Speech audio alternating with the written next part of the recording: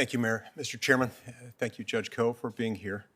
In your decision in Tandem versus Newsom, Yes. you stated a couple of things that I find troubling. I want to go over a couple of them with you. First, you stated that the right to earn a living is not a fundamental liberty interest that has traditionally been protected by the substantive component of the Due Process Clause. And then you went on to conclude, therefore, that small business owners could be restricted from operating during the initial COVID-19 period of lockdown. But in this case, also at issue was the First Amendment right to the free exercise of religion.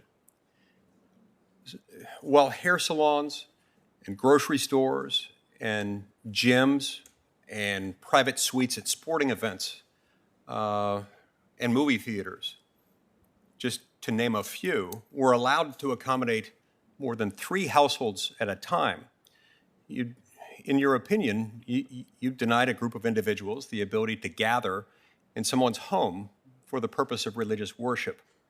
Now, last I checked, there isn't a constitutionally protected right, neither an enumerated right nor a right that's simply implied to get a haircut or to go to the gym or to the movies or to attend a sporting event inside of a private suite or to buy groceries. Doesn't mean that those aren't great things.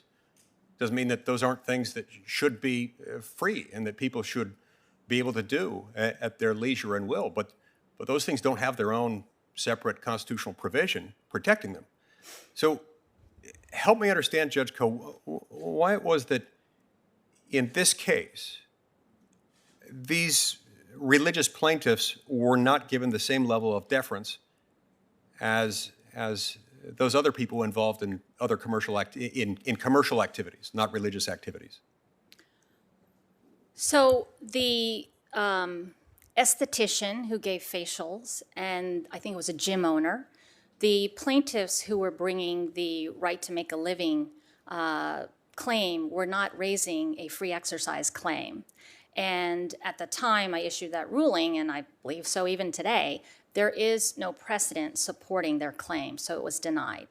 Now, as far as the free exercise claim, I will say the restrictions at the time did allow anyone to have religious services outside their home for up to 3 households. So it did allow it outside. The real question was inside the home.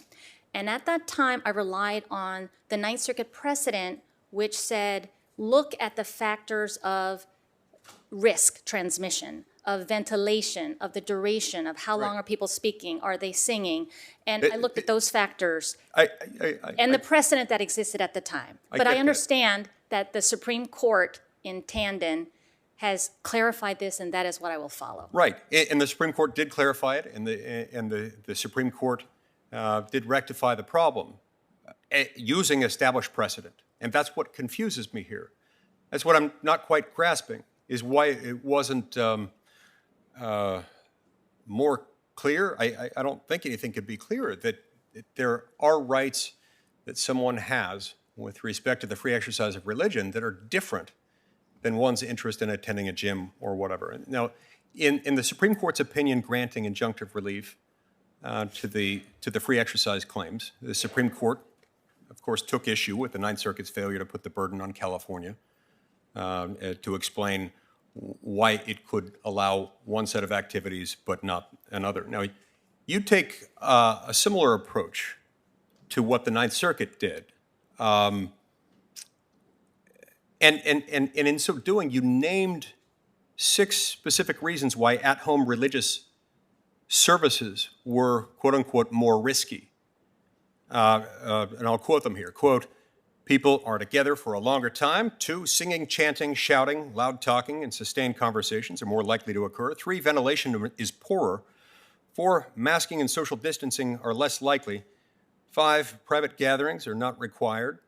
To implement safety measures mandated by health and safety codes and industry regulations. And 6, large numbers of people may be in the same place at the same time.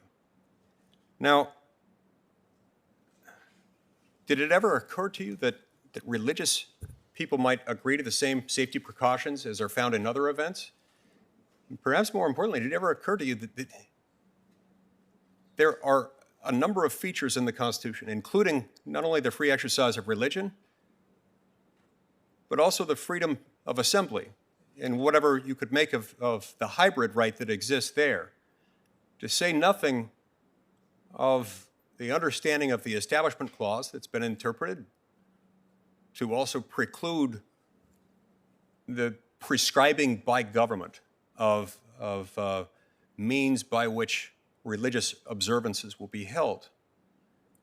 What troubles me is that you apparently didn't see that here. I think that's fairly plain from precedent, and it shouldn't have had to go all the way to the Supreme Court of the United States to implement not only established Supreme Court precedent, but also pretty clear mandates of the Constitution. Can you help me understand? What I'm saying here is it appears that you seem almost to be suggesting that people needed permission of government and government supervision in order to carry out these activities that are protected by multiple provisions of the Constitution. So the factual findings that I made were uncontroverted. The plaintiffs did not dispute the risk of transmission from gatherings at the home.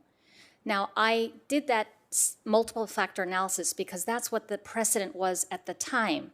The precedent of the Ninth Circuit at the time was you tick through these 7 factors to determine whether the risk of transmission is greater. And at the time, there was no precedent that addressed private gatherings at the home. All the precedent at that point concerned houses of worship. And even, multiple decisions had said that houses of worship restrictions that just said, in New York, they said 10 to 25 people in churches that had capacities of 500, 700, 1,000 people. And the precedent said, you must consider the capacity limits. You can't just make, and found that particular restriction was severe and far greater than any other comparable government restriction. So I understand what the ruling is in tandem. That is what I will faithfully, fully, and fairly follow going forward. But at the time, I was relying on the precedent of my circuit, which I am required to do, which said you tick through these factors of ventilation, risk, all the risk of transmission. Are there people who are going to be there longer? What is the ability to enforce any masking or any social distancing inside the home versus in a commercial enterprise?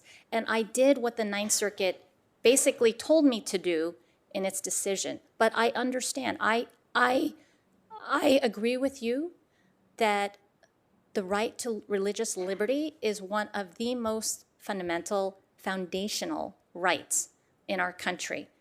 And I will faithfully follow Tandon. But I was just doing my job at the time, which was to follow the precedent that existed in my circuit. Now, I recognize that was reversed by the Supreme Court after I issued my decision. I recognize that. But at the time, that's the precedent that existed, and I felt I had to follow it as a trial judge. Of course, that was precedent that had never been applied to this specific set of facts, but I see my time has expired. Thank you. Thanks, Senator Lee. Senator Whitehouse. Judge Koh, was this decision of yours that has attracted so much attention from Senator Lee appealed? It was appealed to the Ninth Circuit. It was appealed on the Ninth Circuit. And at the Ninth Circuit, were there circuit judges who voted to uphold the decision? It was affirmed by Judge Mylan Smith. It was actually affirmed. And Judge And Bridget among Baden. the panel of judges that affirmed it, were there Republican appointees who voted to affirm? Yes, there were. And ultimately, it was upheld by the Ninth Circuit, as correctly decided within the rules of the Ninth Circuit, correct? That's correct. And then it went up to the Supreme Court, which is obviously where these things get ultimate review.